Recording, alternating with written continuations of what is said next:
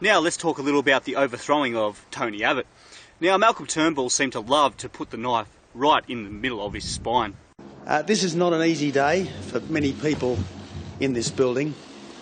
Leadership changes are never easy for our country.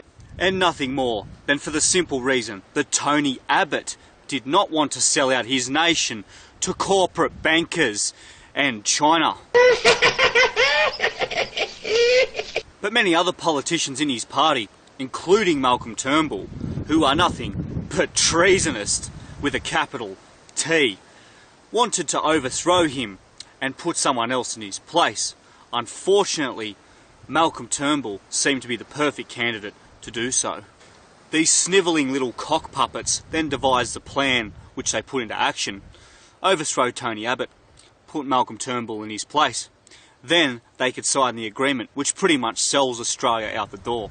We've already lost most of our manufacturing and everything else that was Australian made, so hey, may as well sell out the rest and screw your countrymen over even more. But not only this, they knew that they wanted to bring in a horde of cheap foreign labour. But the only way to silence the people against this is to use the three words they love the most: bigot, bogan and redneck. Anyone who speaks out against their plan gets labelled. Labels seem to scare people these days and keep them quiet, except for those with a brain who can actually see what's really going on behind the curtain. So hey, I got a good idea. Let's ignore the pensioners living below the poverty line. Let's ignore the farmers struggling and committing suicide and being driven off their land. Sun-bleached bones and parched earth, indicators of a severe drought in northern New South Wales. Australia, one of the world's largest meat producers, has been sweltering after experiencing 2 of the 3 hottest years on record.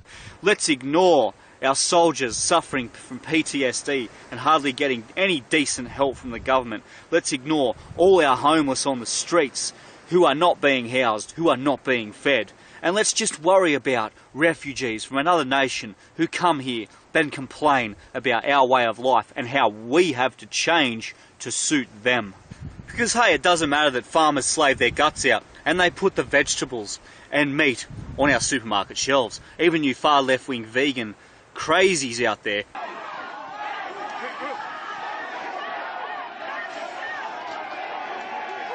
cannot deny that one. It's farmers that even feed you idiots too. And I've even heard some far left-wing Green supporters state online ridiculous quotes such as, "Fuck our farmers, we'll just import all our food from overseas from now on." So it's okay for farmers and their families to end up losing their farms, their houses, after they've fed you idiots for years as well as me.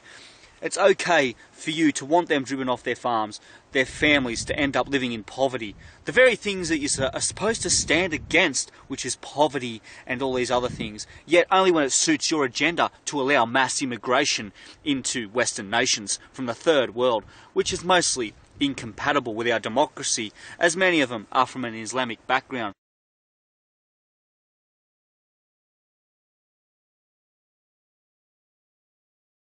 Which follow and obey Sharia law above man-made law and democracy.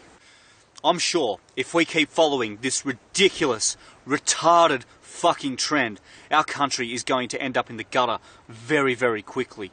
And a lot of people will be living below the poverty line.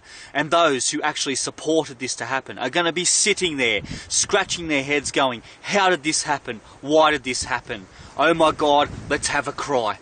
And it'll be them who are personally responsible for supporting these globalist nutcases and these idiots who support mass immigration from the third world to flood into Western nations, while we push our own people further and further down the ladder until we stomp them pretty much into the sewer.